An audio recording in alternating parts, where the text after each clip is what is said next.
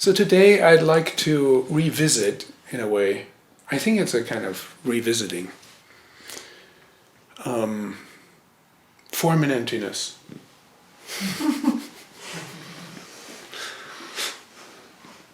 I remember dimly that I gave talks on the everyday dance of form and emptiness, and I kind of liked this feeling of the everyday dance of form and emptiness. Form and emptiness are dancing together in our everyday lives, and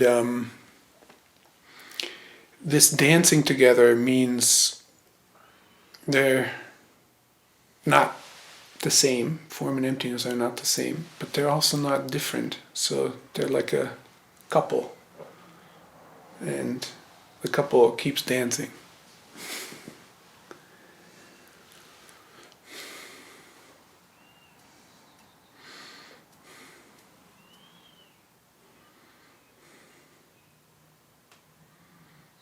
And I don't quite know exactly what I want to say today. But what I do know is that where the talk is coming from is that I'm a little bit bothered. I chant with some of you almost every day the Heart Sutra, and there it says, form is emptiness, and emptiness is form. The same is true for feelings, perceptions, impulses, and consciousness. And I chanted,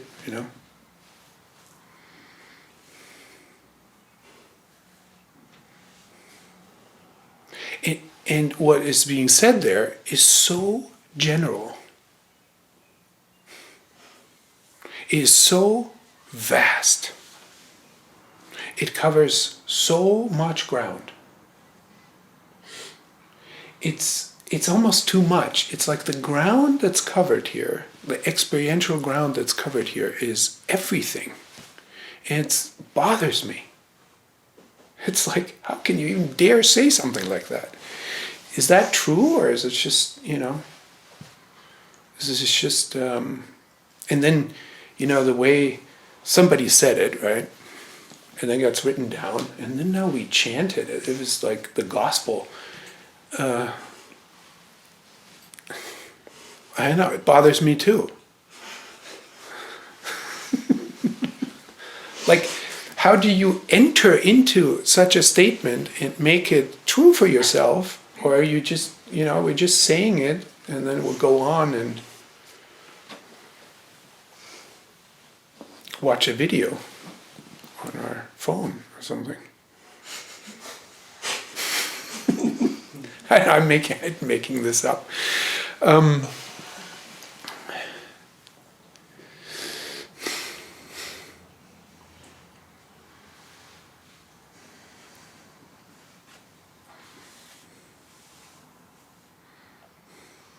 Now, when you sit zazen, are you trying to get somewhere?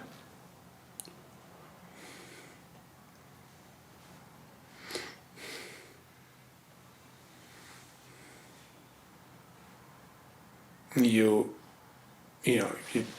you trying to get enlightened, wake up? Are you trying to feel better? Are you trying to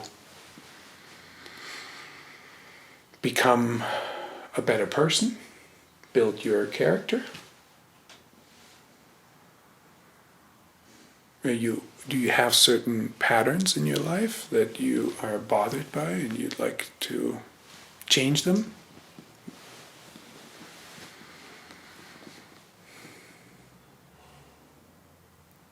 I mean, a part of me wants to say, like, I hope so.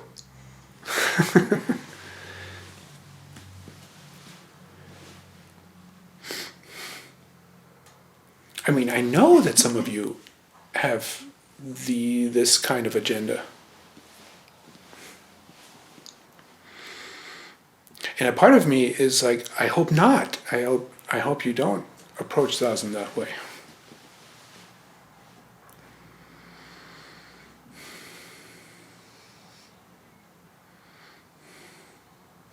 The way I teach zazen, I think, in different ways, saying it this way, saying it this way, some other way, is basically through the word allowance.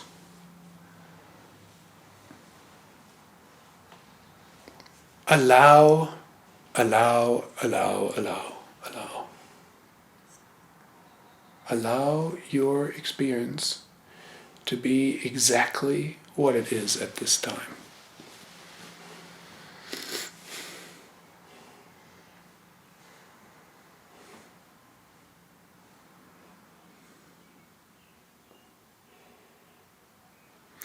And if you want to follow along with what I'm saying, then you can do this right now. Like we don't have to be in particularly some kind of formal meditation that is particularly deep. You can just maybe also not in some absolute sense of absolute allowance, just go in the direction of allowance, and you allow right now your experience to be what it is.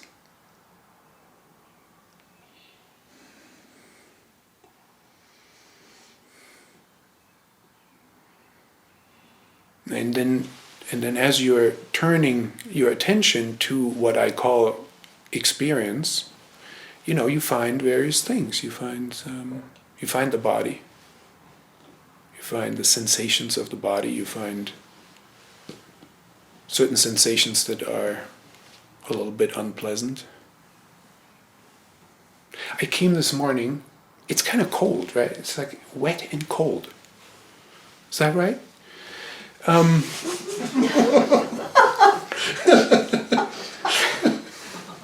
I arrived this morning, I came down the mountain and I arrived in my office, and because before it was wet and cold, it was kind of warm and pleasant. And I had turned off the heat in my office. It's just, I don't know, didn't seem necessary. And then when I opened the door, it was kind of cold, wet and cold outside.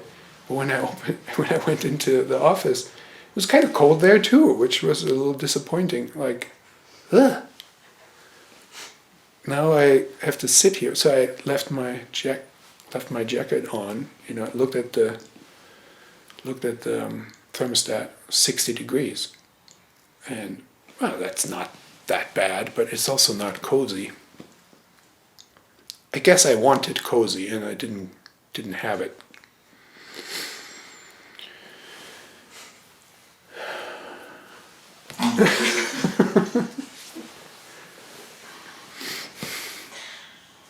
And I still feel kind of chilled right now, even though it's pretty cozy in here. It's it went to my bones or something. Maybe it's just a state of my body and mind. So as I'm bringing attention to the body, I'm finding this, feel a little chilled or shivery inside. I really don't like it.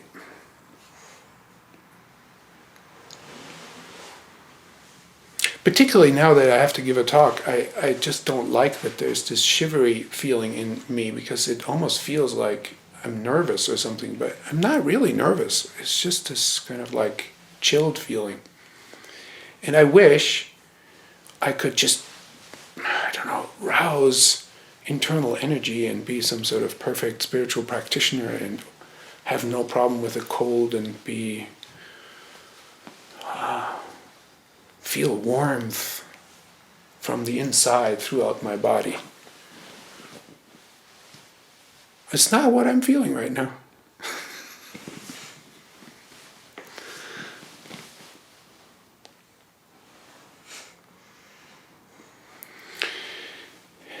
Yeah, so there's a part of me that wants all kinds of things. I mean, it'd be endless to talk about that.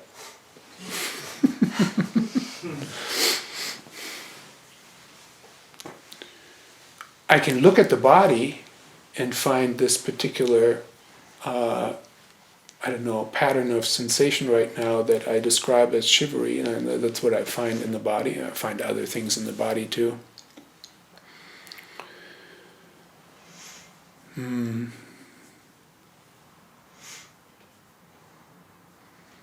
you could go everywhere with this exploration. You can go and look at the territory of the mind, and you find certain kinds of thoughts, or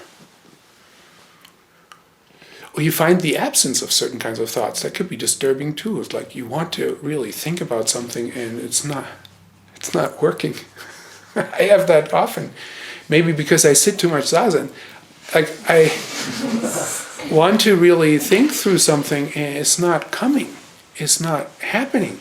It's like I'm drawing blank, or it's not intelligible to me, or I feel kind of dumb.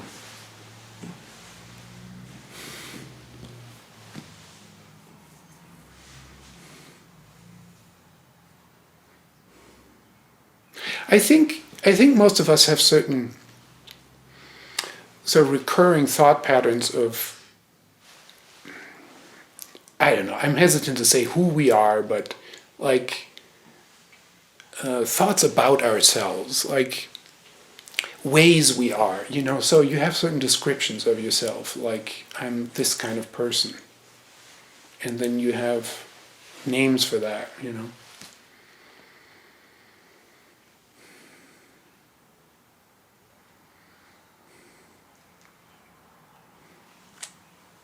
And some descriptions you have of yourself you're quite happy with, and other descriptions you have identified as a problem. Like it's a construction zone, It's like needs to, something's work in progress here. Is not that great. And I think that's quite different for each of us. Some people, there's physiological construction zones, like you don't sleep well, or you have difficulty focusing, or there's a certain kind of activation or nervousness in your life, and it's difficult to calm down. Or some of us are, tend to be a bit disembodied and live in our heads, and the body feels kind of inaccessible. Or you have certain emotions that are quite strong, that get activated at certain times. You have this like recurring bouts of anger or fear.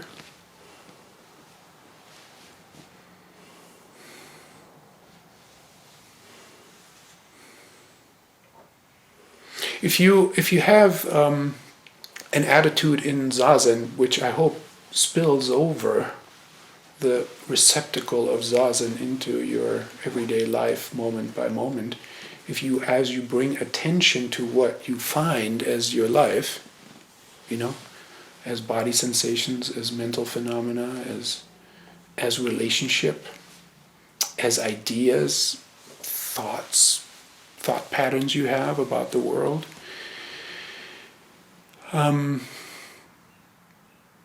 as you finding yourself, you find this richness. All of this is covered by the word experience. And then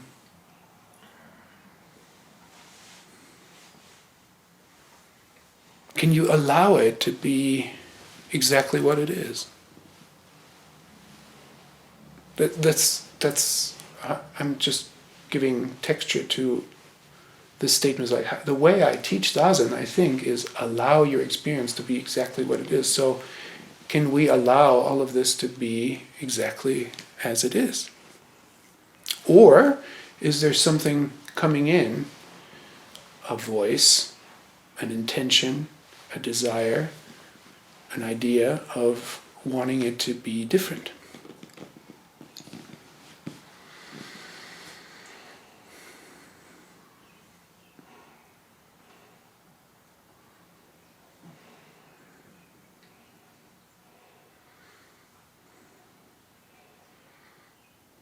There's kind of two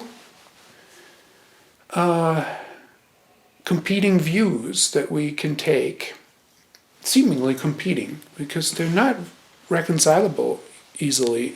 And one is, we could call a realizational view, which is it's like the as is, just as it is view. It's like your experience is just as it is right now, and there's actually not very much you can do about it. If a thought comes, maybe you object to that thought coming, you don't want to have it, but that's already a second thought that's objecting to the first thought. The first thought just came. What are you going to do about it? It just came. You want to punish yourself for that?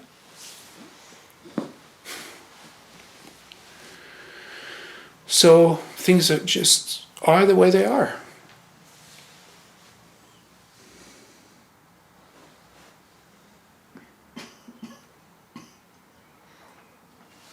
And if you take resistance and grasping out of that, then you take a lot of suffering out of your life, because you are, we could say, allowing and accepting things as they are.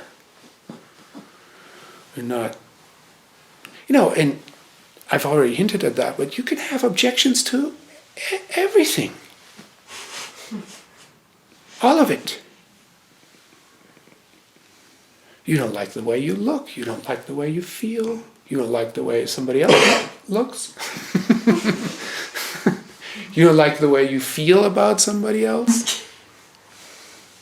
You don't like...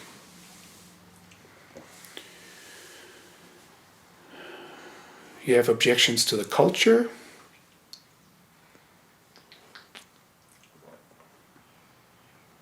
I mean, there's a word, right? The culture wars in America. That's always... This is kind of a intense word. But I guess it's like we're all kind of objecting to each other's views, and that creates a culture war.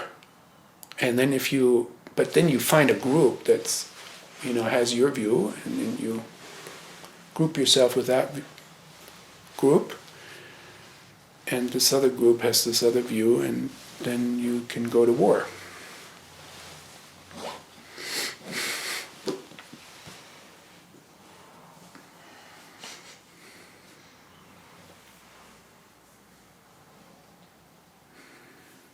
And then we live in large patterns. Like we live in small psychological patterns. Like I have a certain pattern. I have the idea that I want to go to bed at 9, but I mostly don't do it. That's a pattern.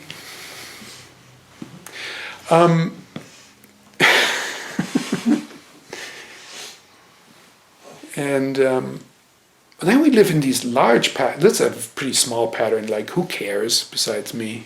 Well, actually, a lot of people. But anyway. But if too many people care about when I go to bed.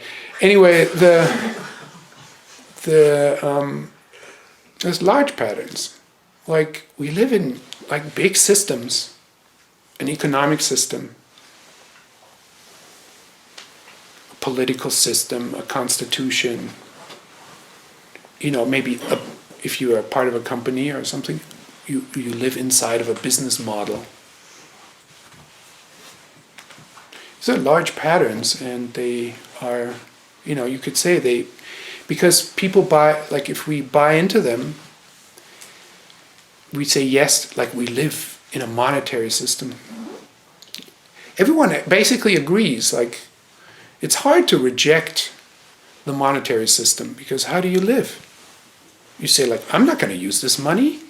Okay, good luck.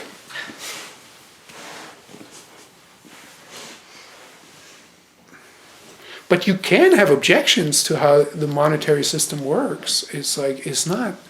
There are many things that you could criticize or that aren't great, or they lead to a lot of problems and suffering.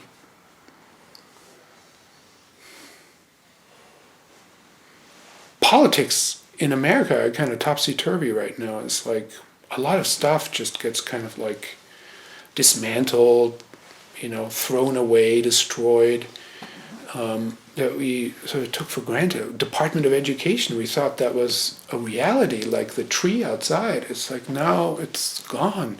Somebody cut the tree, the Department of Education, it just kind of fell over. Oh man.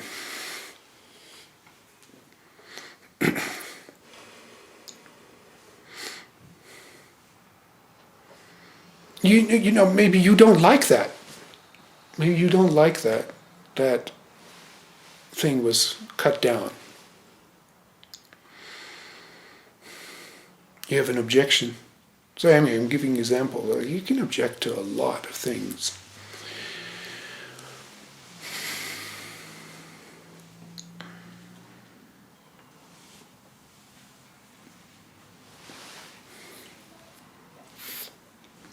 Now this is tricky territory, because there are criticisms of Buddhism that basically say it's a kind of escapism or a kind of anesthetic.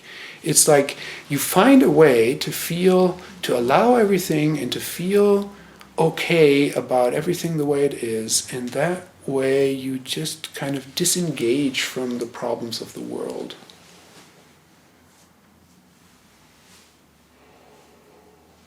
If somebody objects to your practice that way, you say like, oh, no, I shouldn't be like that. I feel that, somebody says, you Buddhist, this is terrible. You need to be an engaged citizen. You can't just check out, sit on your cushion and pretend everything's fine. And then I have to gather myself and say no, it's more difficult. It's more complicated than that. I'm not just disengaged or irresponsible. Because what happens if you don't accept things the way they are? What if you are living in constant objection to everything? That takes a lot of energy. I would venture to say then you're not at ease. You sacrifice your ease for some agenda.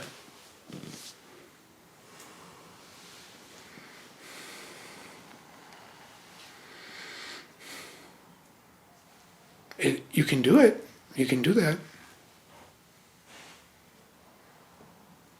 Just don't complain then.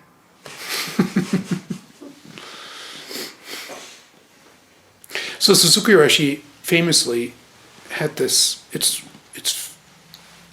sounds like a joke, when he says to his students, an assembly, he says, you are all Buddhas just the way you are. And you can read that as, you're all perfect the way you are. You are all just the way you are, and that is okay. That is your realization. And there's room for improvement. So he's bringing together in one statement these conflicting views of the realizational view of everything is just the way it is, and the developmental view of everything can improve. We can make an effort to improve.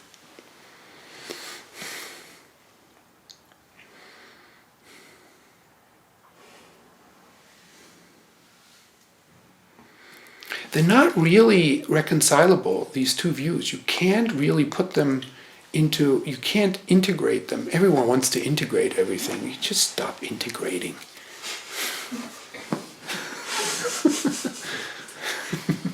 Have it side by side. Have them side by side. Don't integrate. If you don't integrate, you can use them as antidotes. It's like if you're too forceful in your activism, if you're too forceful in wanting to change things, then move to just now is enough. It's perfect as it is. But if you become complacent and just perfect as it is, then you can remember that there's room for improvement. So they're antidotes for each other. They're not like absolutely true, one or the other. But often we feel like we have to choose. Like I have to orient my life this way or I have to orient my life that way. So they're an odd couple and they're dancing. Those two views, just like form and emptiness. Maybe they even are expressions of form and emptiness, these two views of just as it is, and there's room for improvement. And there's a unresolvable tension there. Now I could take a realizational view and say, like, what if you said yes to this unresolvable tension? What if you don't try to integrate and make it go away and not feel this? What if you just said, yeah, there is this tension. That's fine. Maybe that is the way reality is. It's an unresolvable tension. Maybe that's our life. There's an unresolvable tension. That is our life. So?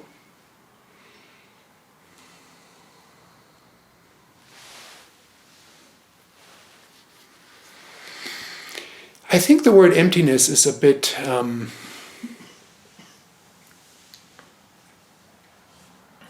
dangerous. Could be kind of misleading.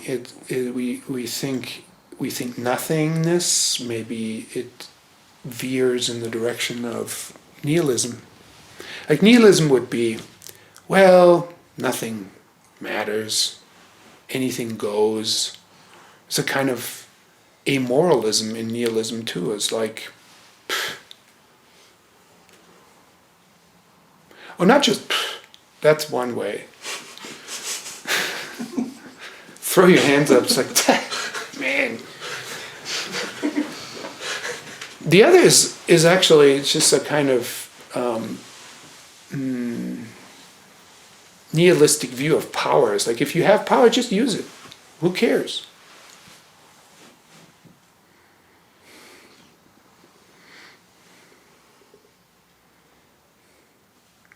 When I was a student at a university and I was studying literature and philosophy and such things, and back then in the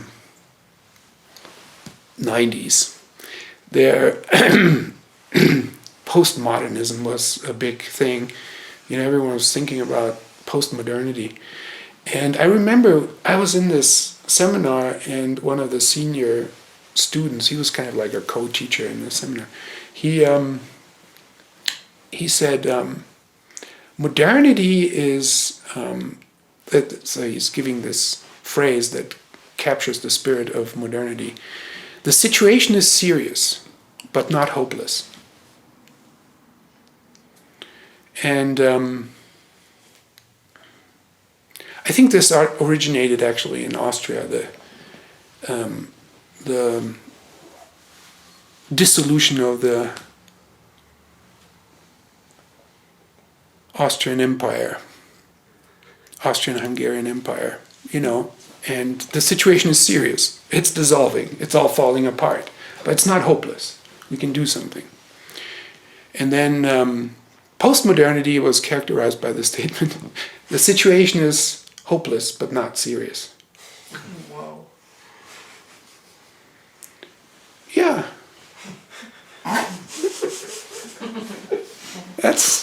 That's freeing, We're going to die anyway. I mean, we're all going to die. It's fine. As many of you know, I live in a world of dinosaurs right now with my 4-year-old, and they all died. They all just exist as little figurines now. Like sometimes, maybe we'll just exist that way, and people will, make up big stories about humans and the way we make up stories about T-Rexes. So what? It's fine. Situation is hopeless, but not serious. So that's a kind of nihilism. And I'm saying it that way because there's a certain attraction to that. I'm not saying that it's all bad. It's like, it's the way you can free yourself from this. It's so serious. And it can't be hopeless. It must, there must be hope. Sometimes there's no hope. There's just an end to things.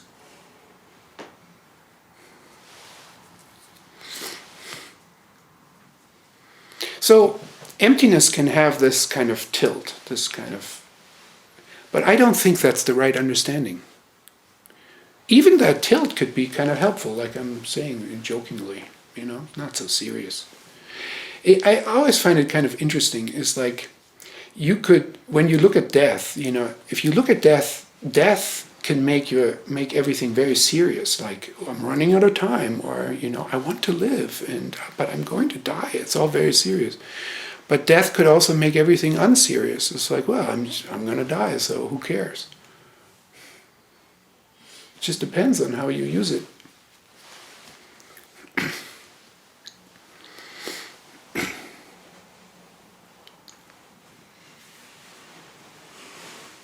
Am I just rambling? Sorry. I think emptiness is maybe better understood as openness.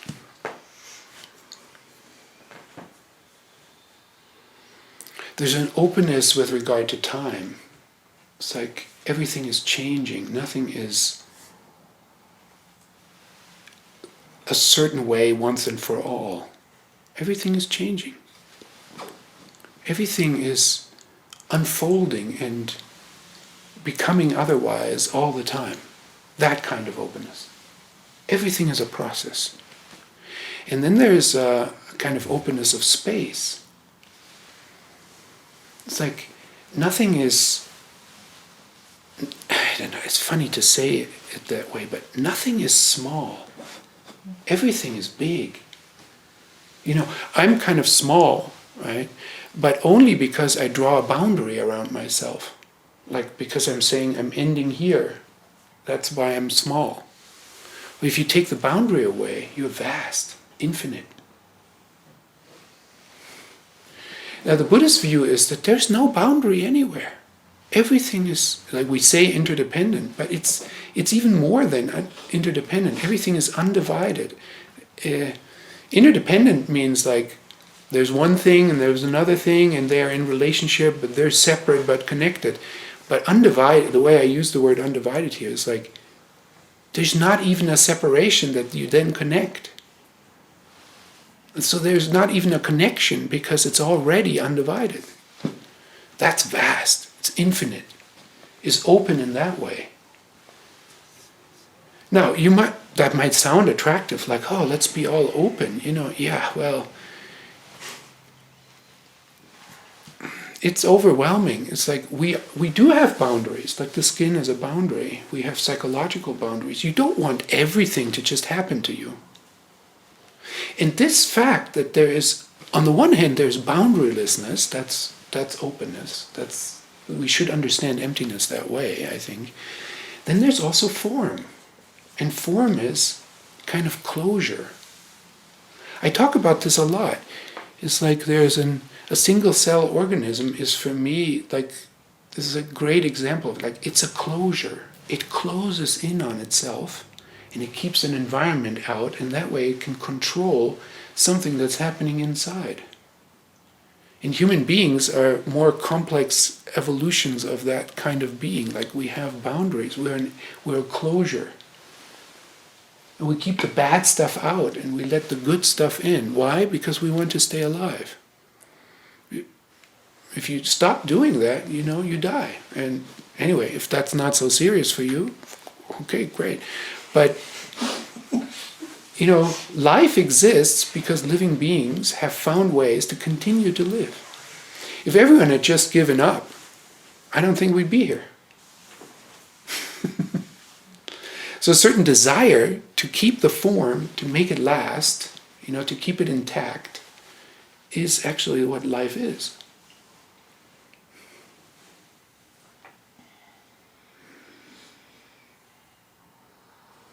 So I'm saying right now that, coming back to the beginning where I said I'm so bothered, it's so vast what is being covered here. Is like, now, there's all kinds of closures. Like there's the biological closure of this being, and then there are psychological closures of like, I am a certain way. There are these patterns that make me, in contradistinction to this other thing, to this other person, to this. And there's systems that are closures, we'll live in this kind of system and not in this other system. In a closure, something always gets excluded. That's the nature of form.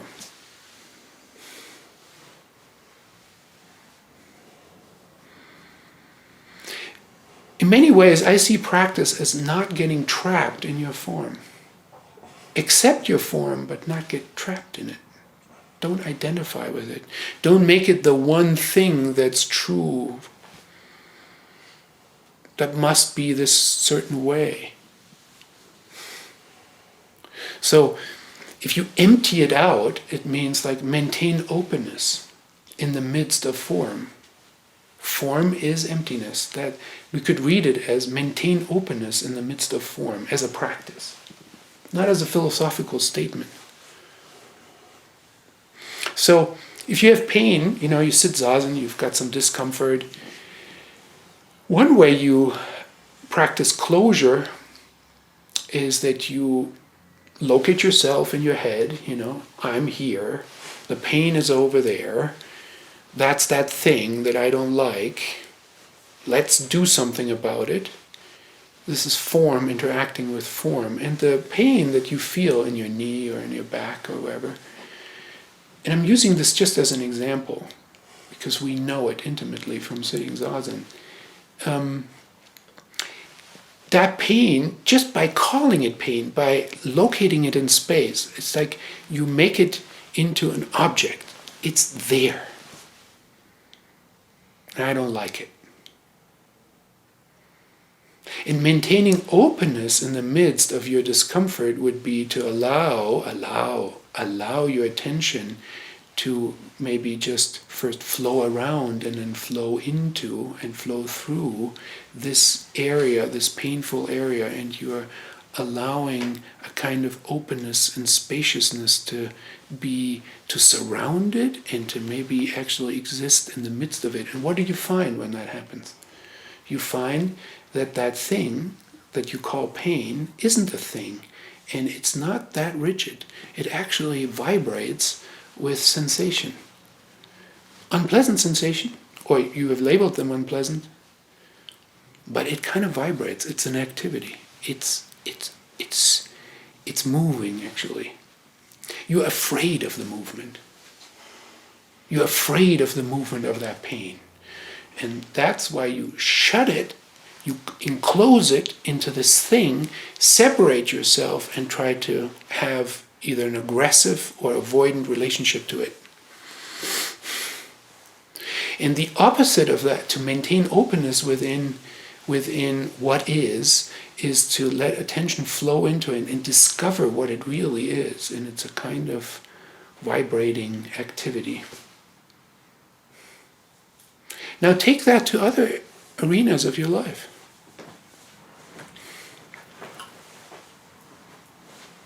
You may think of a certain relation. I have this relationship with this person, and it's a rigid thing. It's this thing that has certain characteristics. It's a certain way. It's a form. It's a closure. It's that way. He or she is that way. I am that way. We have that kind of problem. Now, if you allow, like with pain, enter your attention into the texture of the relationship and maintain openness within it, it's like, what do you find? You find all kinds of, find perceptions, feelings that you have, you find thoughts. The thoughts vary, you try out a certain narrative, you rehash this conversation. That's actually what's happened. That is the relationship. It's a kind of, it's like I say, the pain is a vibrating set of sensations that is changing, and the relationship is that way too.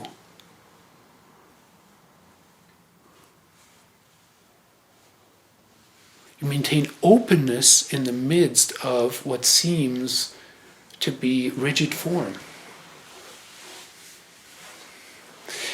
Form is emptiness. Form here means body, really.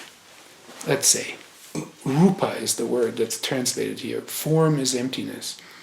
Emptiness is form. The same is true. That relationship is true for feelings, perceptions, impulses, means kind of patterns of functioning, patterns and consciousness, thoughts,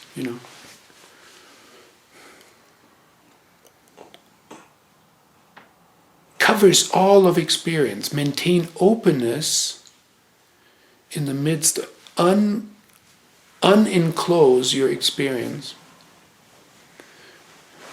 Maintain openness. And then emptiness is form.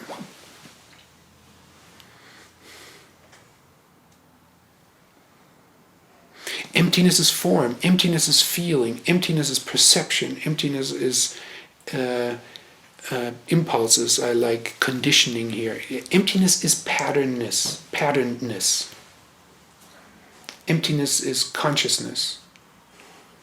You feel the contradiction here is like emptiness expresses itself. That openness that is our life expresses itself as forms and feelings and perceptions. Maybe some of you, and part of your practice is that you're trying to get away from all this concreteness of your life. Maybe you want to transcend it. Maybe you want to meditate yourself into a freedom that is beyond all these limitations and enclosures of forms and feelings and emotions and the body and the weirdness of your mind. Maybe you want to transcend it all into some sort of open spaciousness. Well, then go find some other practice. Don't come here. Because that's just one side of what we're doing.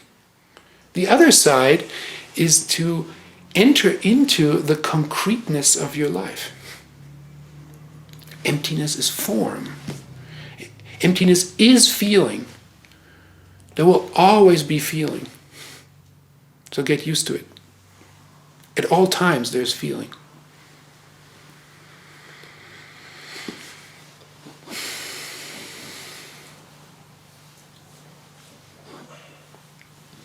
In the Heart Sutra, when we chant no feeling, no perception, we should really hear openness within feeling, openness within perception, not get rid of the feeling, get rid of the perception. We don't want to be dead. If you don't want perceptions, then, you're basically wishing to be dead. The splendor of being alive that comes through perception, we don't want to reject that.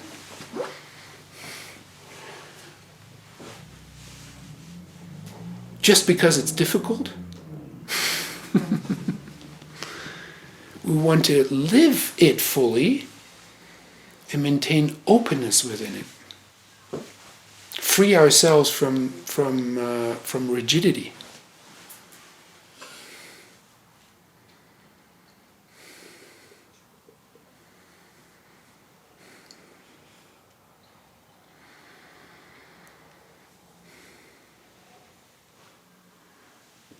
Well, that's good enough. Needs to be. My time is up.